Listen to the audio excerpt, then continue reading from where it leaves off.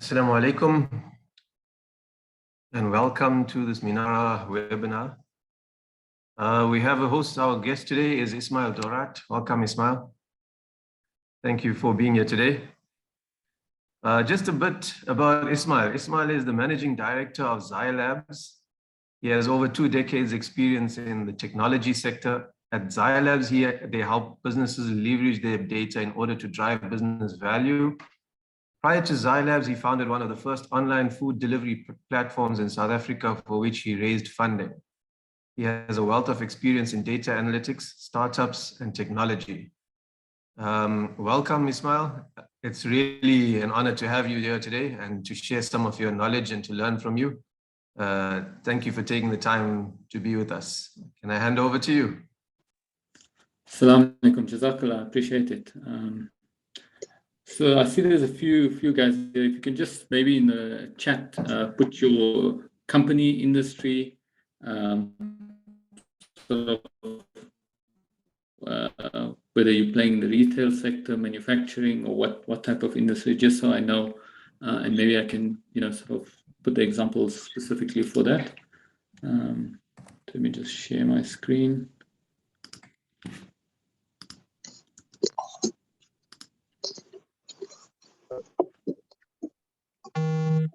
Assalamu alaikum, baby.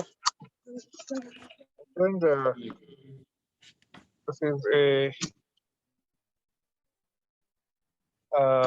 Manana Chamber for webinar. The guy presenting, I know him because a few years ago he was interested in joining my incubator and he did. I think someone's not on mute. Can we maybe, Yusuf, Assalamu alaikum, how are you?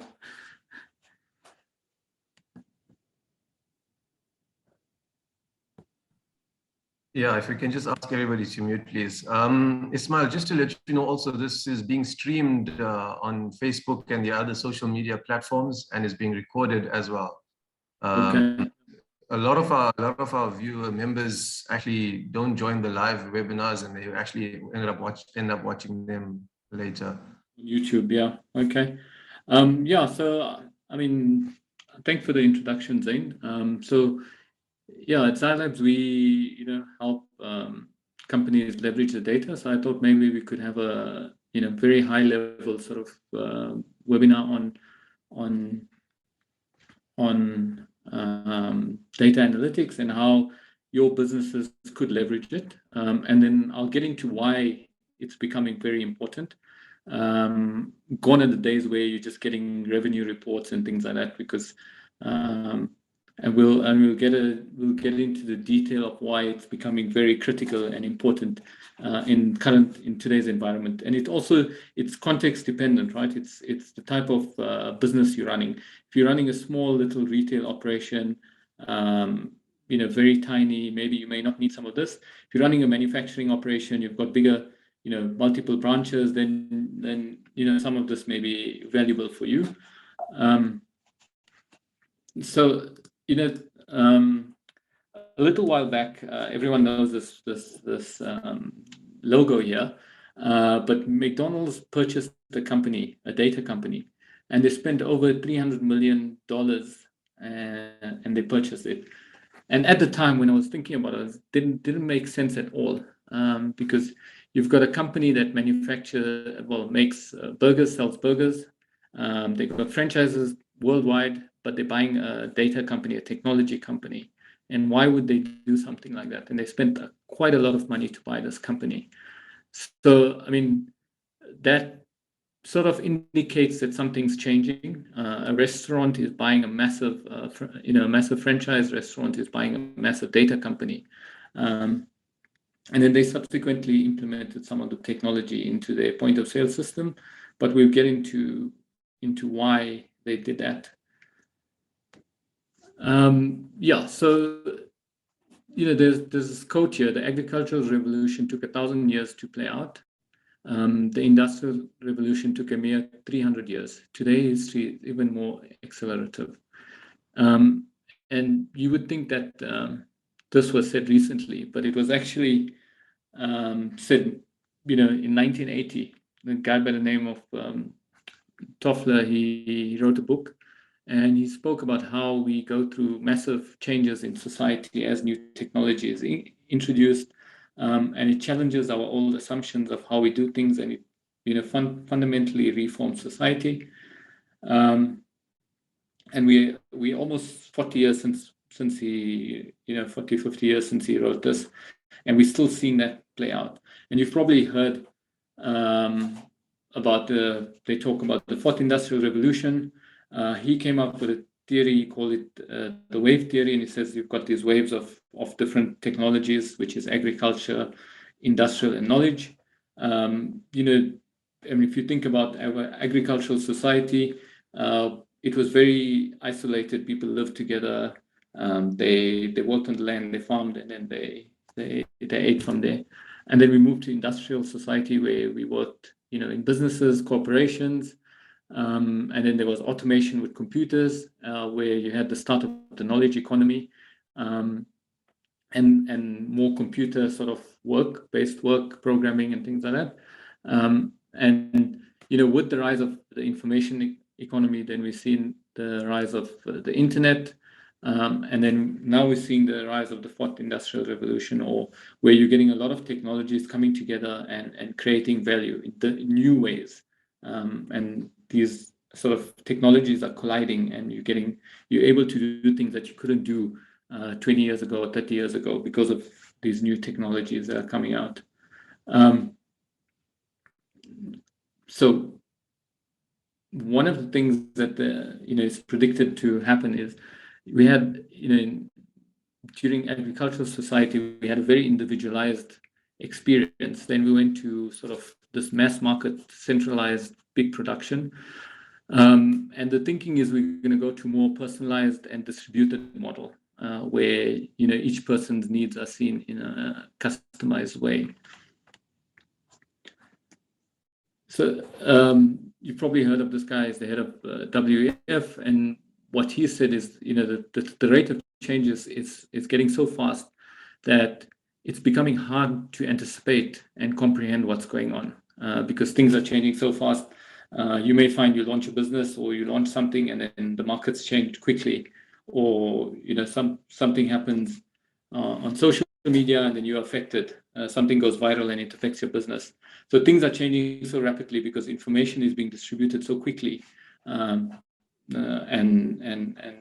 scale so quickly that it accelerates everything. And what the other big massive trend that's happening is everything is moving digital. So previously we had transactions which were offline. Now you're getting all your transactions which are now becoming online. You're recording them. So the amount of data that's being captured by businesses, or that the potential of data that's being captured by businesses, is increasing exponentially. So what's happening is, as that more data is being captured, you can drive more value.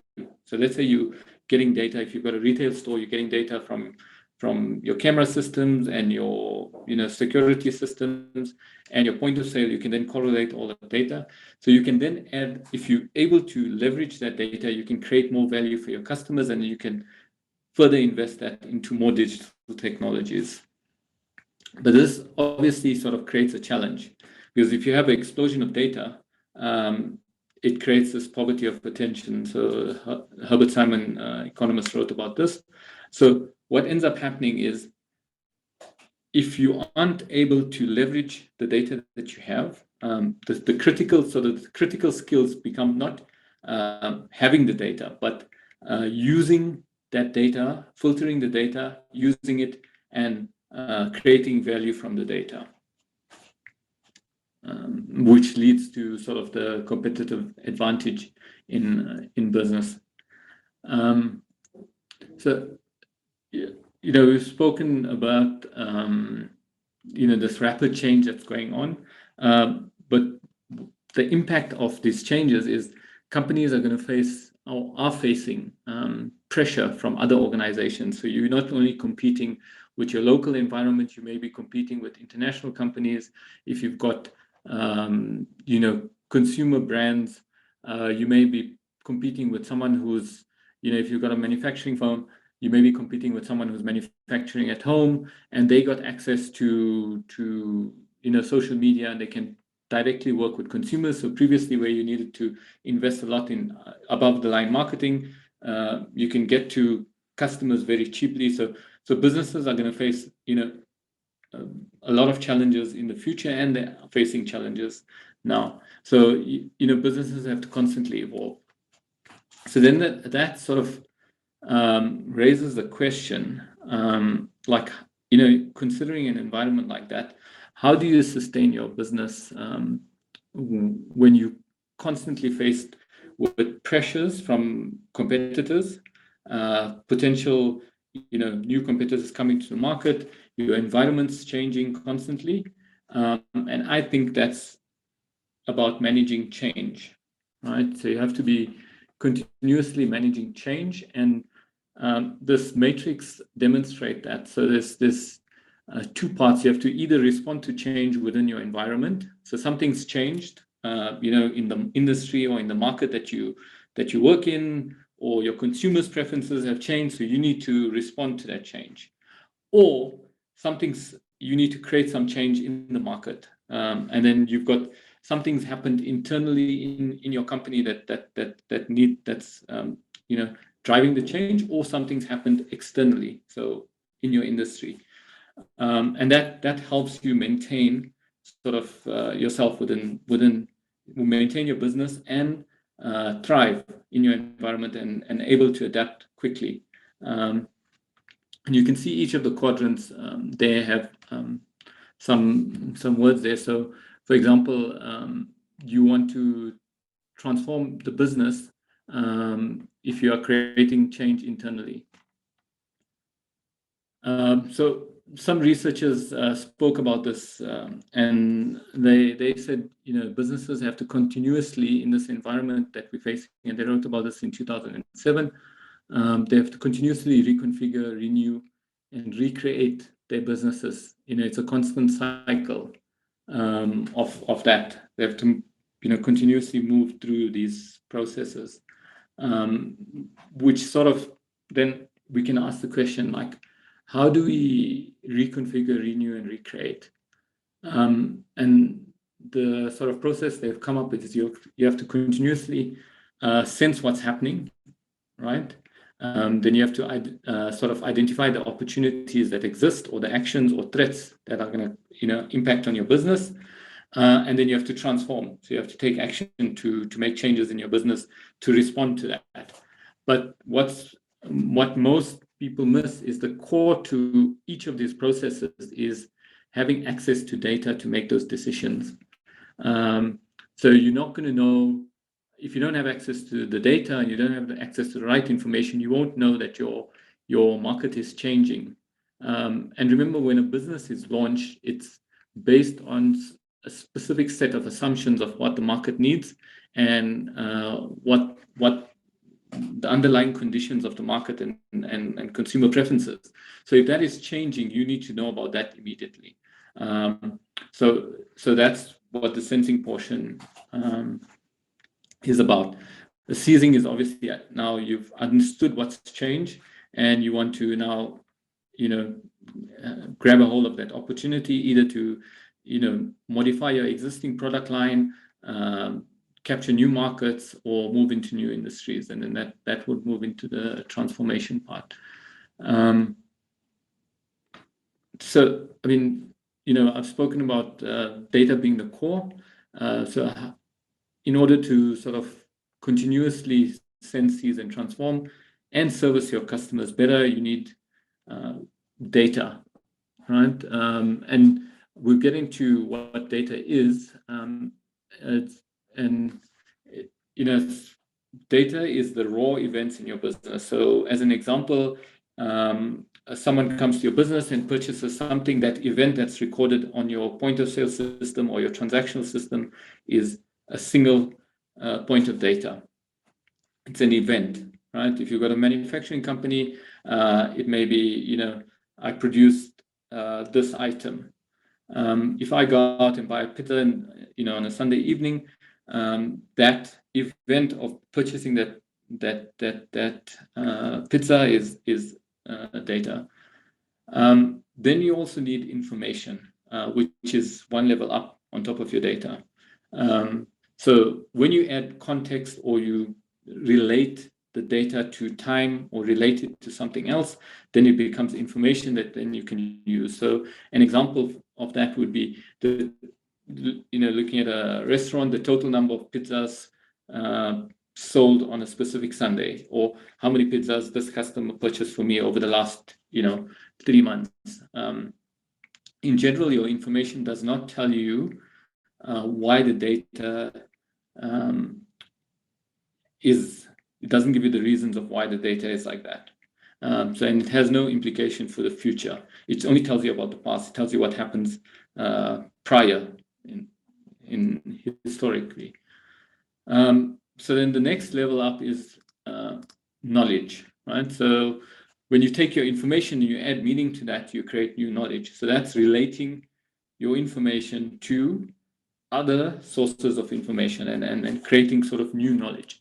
And that would be typically identifying patterns. So for example, you would go and analyze your data and realize, okay, fine, I see an uptick of pizza purchases on a Sunday. And then you could then sort of investigate that and see, okay, wait, hang on a second. It's usually when there's a soccer game going on, I'm seeing a lot of orders, within an hour of the game. So maybe people are sitting at home, they're watching the game and they want something to eat. Okay, so now you've got that sort of insight or the knowledge, identifying from your data to information to knowledge. And then the final level, which is typically not discussed in the data context, is wisdom.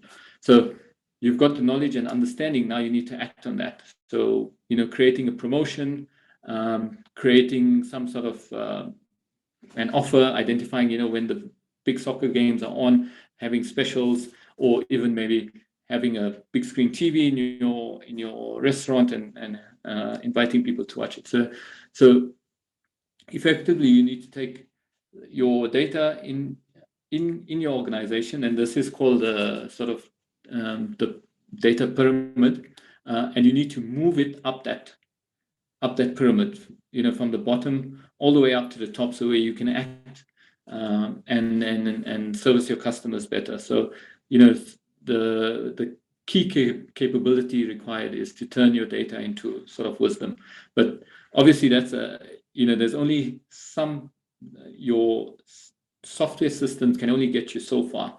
At some point, the person has to make a decision and look at the data or look at the reports and analyze it, and then come up with the sort of understanding of what needs to be done. So then the question we can ask is, how do we sort of leverage our data and move it up that pyramid? So I'm just going to give you a very brief sort of framework of how we think about it. From a business perspective, you typically have sort of 3 broad areas that you're considering. You've got operational, your operations of your business. You've got your strategic sort of planning, and then your normative planning, right? Your operational is what is happening in the present. Your strategic is looking at what could be done with your current resources, and your normative is looking what should be done. And just to get more clear on that, your normative is looking at what you should do and coming up with the resource needed and the plan needed. Your strategic is looking at your resources available and what could potentially be achieved with that. So what you want to do with this is look at each of these areas and identify what are the key metrics that you need to manage your operations, to look at your strategy, and from a normative perspective, and identify what your data sources are and what you're going to track. So you need dashboards and indicators in your business. The metaphor I like to use, it's like driving, right? When you're driving a car, you're driving along the road, you've got an instrumentation panel there that's telling you your speed, it's telling you fuel, rev count, revs. You're looking out the window and information is coming back at you on how you're doing. So you're constantly getting this feedback of how you're doing as you're driving. And your business needs to be like that as well, right? So another example is, you've got a plane and the plane is going off track. You want to bring it back on, or your car is going off track.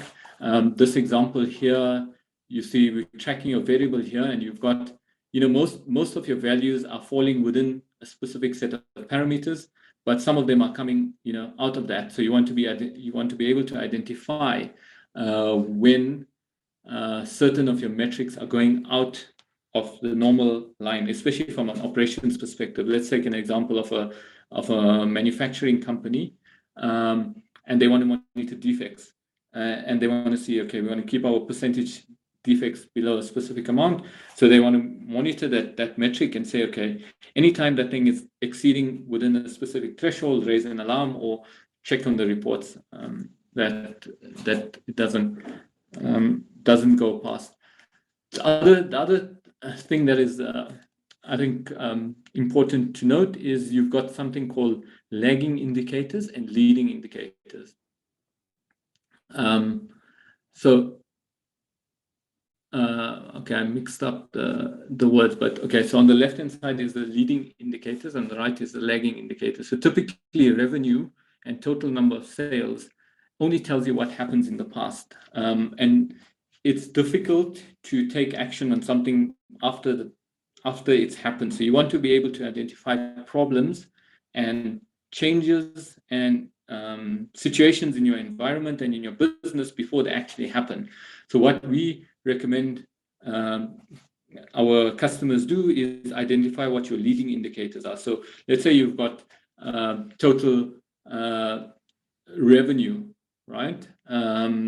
That's a lagging indicator, but your leading indicator could be the number of sales calls made and the amount of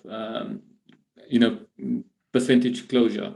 If you've got a manufacturing firm that produces stuff and sells and sort of distributes via retailers, it could be, instead of tracking revenue or sales, you're tracking the number of retail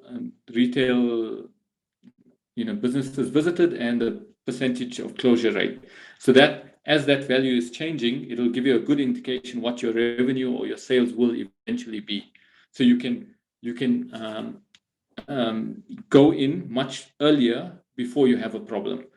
You don't want to find out, okay, my sales have dropped or something's happened, and then you're struggling to figure out, okay, what happened? Let's go and figure out what's going on, and trying to trace back on what the challenges is. So you're going to need, depending on the maturity of your organization and how large it is, you may need some systems. If you've got a very small business, you probably can get by with Excel and very, very few systems, but you need to get that data and use it.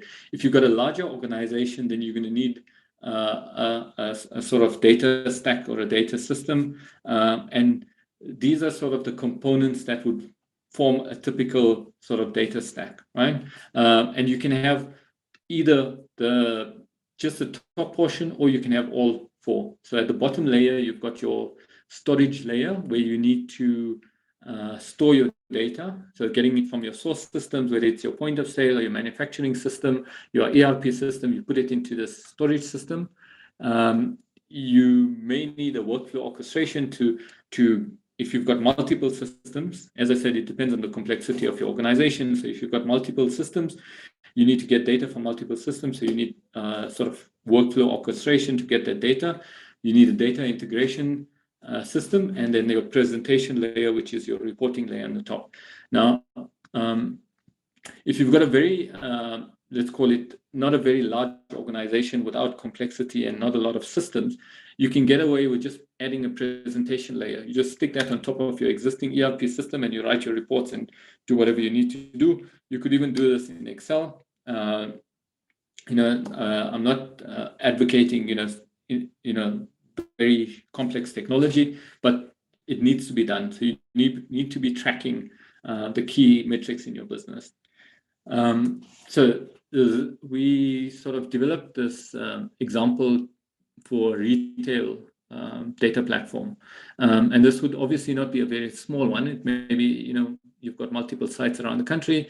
Some of the data sources, for example, would be your stores, mobile, your product system, loyalty program. If you've got a loyalty program, getting data in from the social networks channels, right? Types of data that would typically be used in a retail is your clickstream, browser data, your in-store data, your promotion data, channel interaction. So customers contact you via multiple platforms, whether it's WhatsApp, social media, your pricing information from maybe your pricing team. That all goes into a sort of data platform. You can then analyze it, build customer profiles, apply analytics and machine learning, generates insights on your customer, create custom offers, and then you can then act on that and use it for marketing, promotions, sales, price determination. There's a whole stock optimization, cash flow optimization. So there's a bunch of things that use cases within the sort of retail industry. So to sum up, data is sort of core to production in the fourth industrial revolution. And if we can transform it into wisdom, and just to give some examples, these are some of the companies that use leverage data, and I would argue a lot of them, they use the data as their primary means of production. A perfect example is Uber. Uber can reallocate resources in a completely automated fashion, whereas before, typical taxi companies had to, it wasn't an automated thing, whereas Uber uses their data and systems in the mobile app to completely automate the reallocation of resources and optimization of resources. And the core of Uber's mobile application is actually a routing algorithm and matching algorithm on the data. So if you want to sort of embark on this journey, you need to ask, what systems do I need? And as I said before, it can be as simple as I need Excel and I need to extract my data and put it into Excel and do some reports on that. What are the processes that you need to sort of analyze this data on a regular basis? What types of data you need? What are the type of people? Now, obviously, if you're a much larger organization, then maybe you need to have people or outsource some of the work if you don't have the skills in-house. And then what are the processes to convert the data into wisdom? So I think we can go to question and answers at this time. And if you want to, you can email me for a free 1-hour consultation.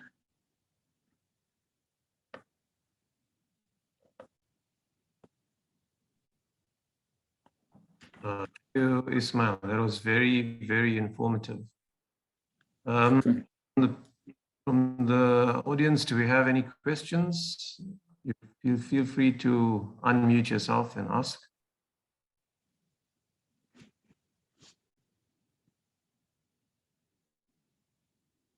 Anyone? Ismail, from my side, there's a term that's been used a lot. It's big data. Yeah. Can you just briefly explain what that would mean? Okay, so we've done quite a bit of work in the big data space. I think there's a lot of noise about big data. Most organizations don't have big data, and so that's the first thing we need to understand.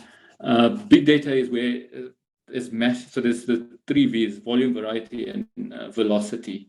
So velocity is how quick the data is being created. Volume is the size of the data, and the variety is the different types of data. So typically what you would see, we are getting to a stage where that is becoming a problem, for certain organizations. So let's say, let's use an example. You've got a massive campus, right? And you've got cameras all over. Each of those devices is generating data, which is video streams, right? Which is it's high volume of data, and you need to store it somewhere, and then you need to act on it. and you've got boom gates and a whole bunch of other things, or you've got a manufacturing business and you've got sensors in your plant, which is tracking key metrics that you use for your performance management. So in those scenarios, you've got big data because you've got the sensors that are recording minute bits of information every second, and if you take thousands of sensors across the board, then you get a lot of data. So you see it a lot on there's some farms that are using lots of sensors. Some massive manufacturing companies are deploying lots of sensors within their environment. Your telecoms companies typically have very large volumes of data. Your banks, some of them do have they have very wide data. So effectively, big data is talking about those 3 V's, which is variety, volume, and velocity. You wouldn't, a typical business wouldn't hit a point where that becomes a challenge in a normal day-to-day business, unless they start deploying a lot of sort of IoT technologies and things like that. Then they need to start thinking about that. Cool, thank you. One more question. You mentioned about social media and collecting data from there. So if you were a smaller business and you were using an Excel system like you mentioned, what would you want to take from social media? What kind of data would you take from there? And how would you then collate that into Excel? Okay, so to extract data from social media, that's going to be a little bit tough, right? So depending on what you want to achieve, right?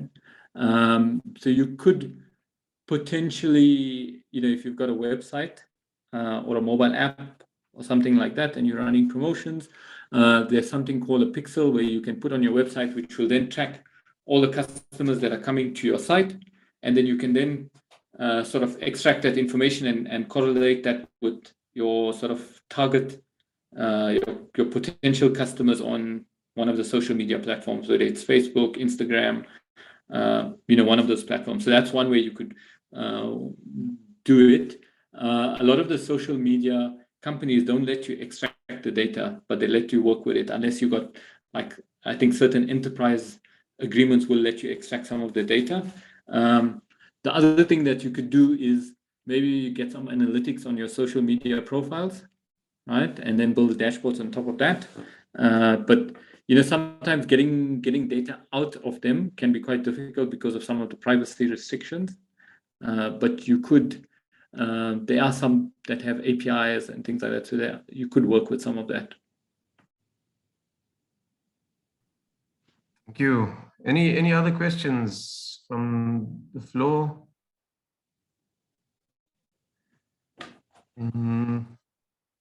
Nothing. Ismail, you put up your contact details earlier.